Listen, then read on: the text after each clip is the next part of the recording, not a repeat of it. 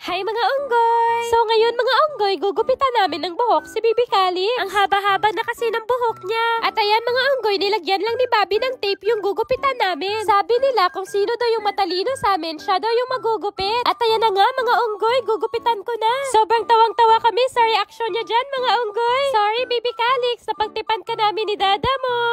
Sobrang likot ni Bibi Calix mga unggoy, kaya nahihirapan kaming gupitan siya. Ayan mga unggoy, ginugupit-gupit ko lang yung mga natitirang mahaba. Nagustuhan ata ni Bibi Calix yung new hair niya, mga unggoy. Grabe, sobrang tuwang-tuwa pa siya. Hindi niya alam na pagtipan lang pala siya ng mga magulang niya.